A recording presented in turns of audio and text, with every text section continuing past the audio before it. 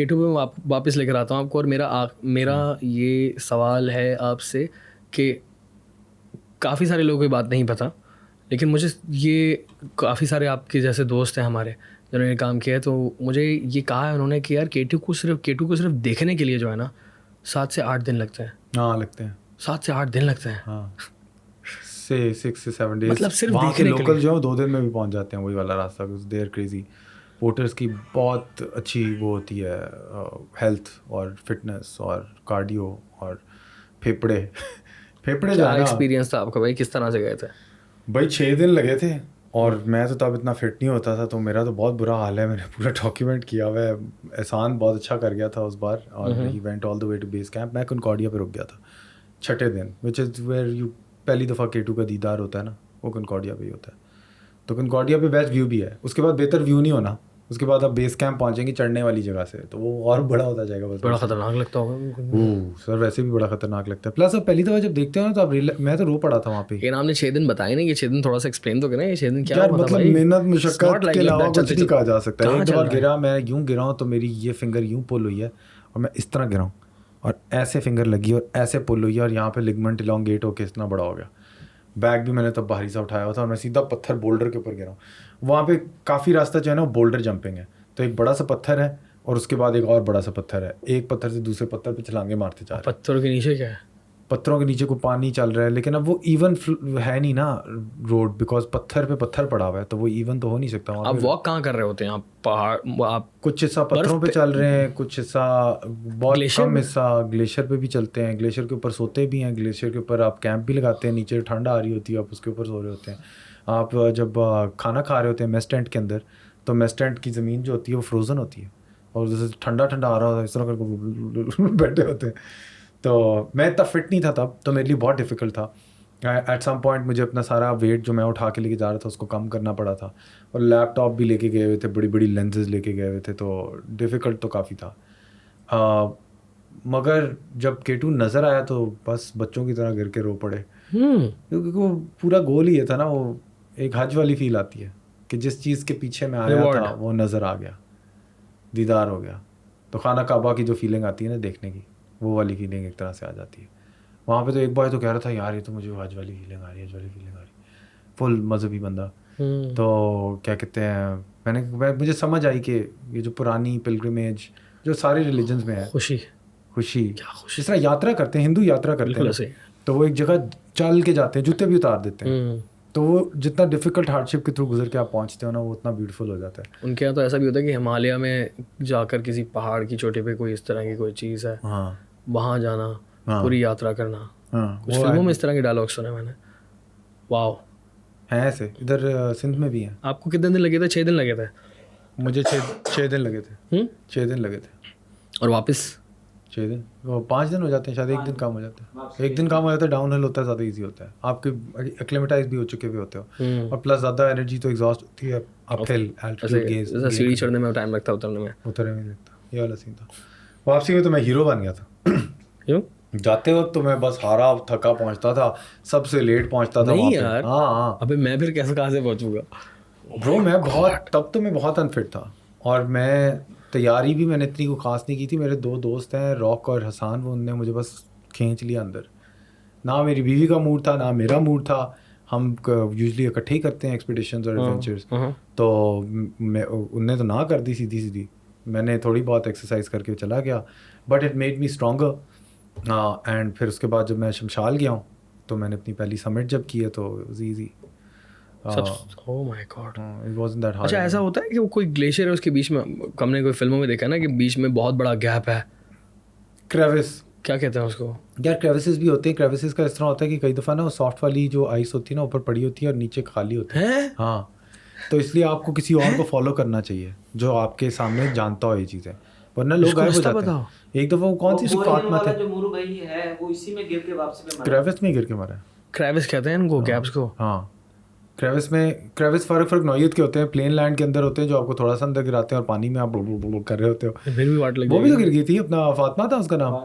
ہاں, فاطمہ گلشن بھی گر گئی تھی. کیا ہوا تھا اس کو؟ وہ چل رہی تھی آگے, کریوس آیا, اس کو نظر نہیں آیا, نیچے گر گئی. اس کے ساتھ سرباز تھے, انہوں نے اس کو اٹھایا, اس کی مدد کی, نکالا اس کو باہر. زیادہ گہرا نہیں تھا وہ. زیادہ گہرا نہیں تھا. اور پلس اگر آپ کے ارد گرد کوئی بندہ ہو, ہاں بھائی گئے تو گئے.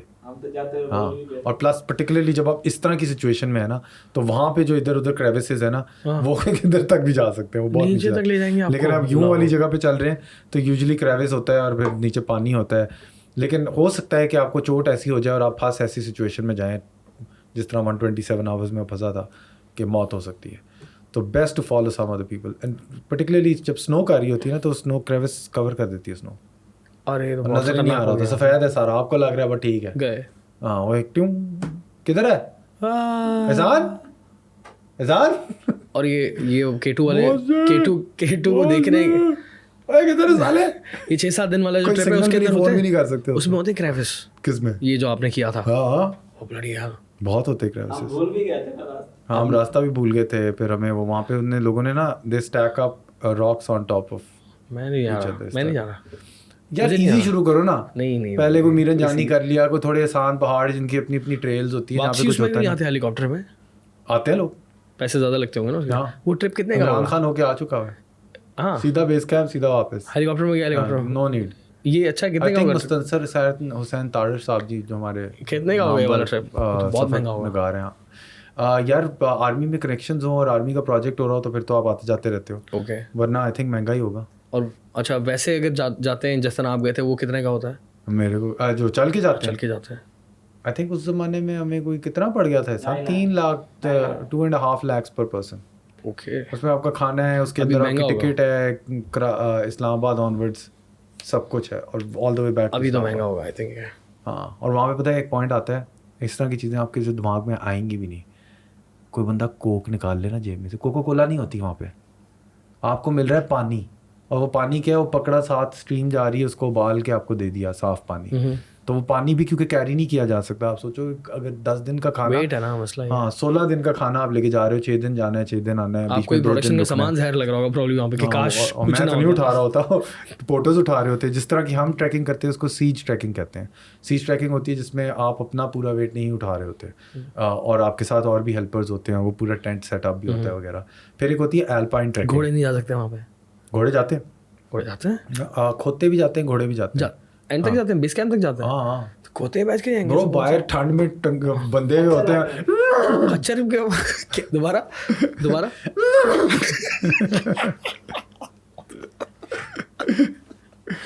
تو وہ باہر بندے ہوئے ہوتے ہیں, گھوڑے چھوڑے. تو گھوڑے پہ جائیں گے؟ ہاں جا سکتے ہو. یوکانو گھوڑے پہ گیا تھا. بہت اعلیٰ. ہاں, گھوڑا جلدی پہنچانے کا, بھگاتے ہوئے لے کے جائیں گے. 3 دن چلنے کے بعد وہ گھوڑے پہ گیا تھا, تو پتہ چلا ایک دن میں پہنچا دیا. مذاق اڑاتے ہیں ان کا, کیونکہ ہم پیر پہ کر چکے ہیں. آپ گھوڑے پہ جا سکتے ہو, جس طرح میں نے آسو لیک جنیجو کے ساتھ کی تھی, وہ بھی گھوڑے پہ کی تھی, مذاق والے سین. تو but it's good if you want to see something, you get to see it while you sitting on a horse. But ایک دفعہ گھوڑا گرے نا تو آپ ساتھ ہی جاتے ہیں. گھوڑے کو تو نہیں دیکھیں گے وہ جو ہمارے سامنے گھوڑے بھی گرے ہوئے ہیں. ہمارے ساتھ ایک دفعہ ہمارے ساتھ کھوتا گرا, بیچارہ کھوتا, اس کے پاس پتہ نہیں نوڈلز شوڈلز پتہ نہیں کیا کھانے کا, کچن کا میس ٹینٹ کا سارا سامان یوں لٹکا ہوا تھا, اور گیا. کیسے, کہاں گیا یار؟ پتھروں پہ چل رہے ہو آپ, ادھر نیچے کھائیے ادھر نیچے کھائیے, ہر جگہ موت ہے, کہیں بھی گر سکتے ہو. گیا کیا, مر گیا؟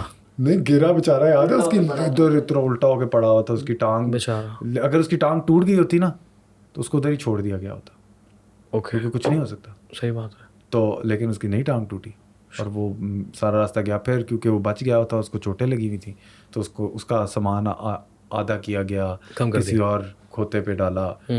کھچر, مطلب بھروسہ پھر بھی نہیں ہو سکتا نا, مسئلہ یہ ہے. پیروں پہ بھروسہ کر سکتا ہوں, گدھے کے پیروں پر. مرغیاں مری ہیں میرے سامنے, مرغیاں پیچھے ٹاگی ہوتی ہے, انہیں وہ جنگلہ ٹائپ پکڑا ہوا ہوتا ہے. اب وہ جنگلہ ہے, ٹھیک ہے نا, مرغیاں لے کے جاتے ہیں ساتھ, وہ زندہ ہوتی ہیں, پھر وہاں پہ جا کے حلال کیا جاتا ہے, ورنہ خراب ہو جائیں گی راستے میں. تو ایک جو مرغی ہے نا, وہ تو مجھے راستے میں فریج میں تو نہیں خراب ہوتی یار, فریج میں خراب نہیں ہوتی. وہ اس طرح تھی مرغی کہ مجھے لگ رہا مر جائے گی, ابھی مر جائے گی, کیونکہ سردی بہت ہے اور بہت ہائی آلٹیٹیوڈ ہے, اور وہ مرغی یوں ہے. اب وہ بندہ گرا ہے, اور وہ جو گرا ہے وہ سیدھا مرغی پہ گرا ہے, اور پٹاک مرغی کے کچھ پتہ نہیں کتنے پیسز ٹوٹنے کی آواز آئی ہے. پھر اس نے کہا بسم اللہ الرحمن الرحیم, وہ کر رہا ہے. میں نے کہا یار یہ والی مرغی میرے لیے حلال نہیں ہے, یہ مر گئی ہے, یہ میں نہیں کھاؤں گا. انہوں نے کہا سر آپ فکر نہ کریں, ہم کھائیں گے. میں نے کہا تم لوگ کھانا. پچک گئی مرغی. You get to see nature is really brutal. You get to see کہ انسان نے جو اپنے لیے محفوظ انوائرمنٹ کمرے شمرے بنائے ہیں، اس کے باہر جو سری لنکا میں بھی یہ چیز مجھے بڑی نظر آئی سفاری کے اندر، اس کے باہر جو دنیا ہے وہ نیچر تو بروٹل ہے، وہ ایک چیز کو دوسری چیز کو کھا جاتی ہے. ہم بھی اسی طرح ہی ہیں ایکچولی، کیونکہ مرغی آپ کے سامنے ہی ہے، ہم مرغی کو وہاں پہ کھا جاتے ہیں. ابھی ہمیں پتہ نہیں چلتا، ہم KFC آرڈر کرتے ہیں، سامنے ایک کرنل سینڈرز کھڑا ہوا ہوتا ہے، ہمیں پتہ نہیں مرغیاں کہاں سے آ رہی ہیں. لیکن مرغیوں کے ساتھ اور میٹ انڈسٹری ایک بہت ظالم انڈسٹری ہے جو جانوروں کے ساتھ بہت برا کر رہی ہے. اسپیشلی چکن کے اندر تو بہت زیادہ ہوتا ہے، ہر جانور میں ہوتا ہے، لیکن چکن کا تو ہمارا سسٹم ہی الگ ہے. بیچاری اپنے پیروں پہ نہیں کھڑی ہو سکتی، ان کو ایسے ایسے وہ انجیکشنز دیے گئے ہوتے ہیں کہ اتنا ویٹ ہوتا ہے، پتلی سی ٹانگیں ہوتی ہیں، کم عمر ہوتی ہے، مسل ہوتا ہے، عمر کم ہوتی ہے اور گوشت زیادہ بھرا ہوا اس کے اندر. اسی لیے تو جو یہاں کے پنجاب کے لوگ میں نے نوٹس کیا ہے کہ پریفر کرتے ہیں دیسی مرغے. مختلف ٹیسٹ ہوتا ہے. اور میں کراچی والا ہوں، میں نے اب یہاں پر کھانا شروع کی ہو تو مجھے سوٹ بھی نہیں کرا، پھر اس کے بعد کچھ ٹائم بعد مجھے وہ پسند آنے لگا. میں بولا یار مزے کا یہ تو. سو یا اکثر بیشتر لوگ جو ہیں گھروں میں بھی پریفر کرتے ہیں کہ دیسی مرغی ہو. ہاں وہ ہارمونز وغیرہ کی بھی آرگیومنٹ چل رہی ہوتی ہے نا کہ دیسی مرغی میں ہارمونز نہیں ہوتے، خوراک بھی اس کی نارمل ہوتی ہے، اسٹیرائڈز بھی نہیں ڈالے ہوئے ہوتے. جی ایسا ہی ہے، ایسا ہی ہے. پتہ نہیں، میں تو افورڈ نہیں کر سکتا، بڑی مہنگی ہے یار ایسا ہی دیسی مرغیاں. اور پھر وہ بوٹی بھی کم ہوتی ہے، اس کے اوپر تھوڑی سی ہوتی ہے، وہ نکالنی پڑتی ہے تو محنت زیادہ کرنی پڑتی ہے.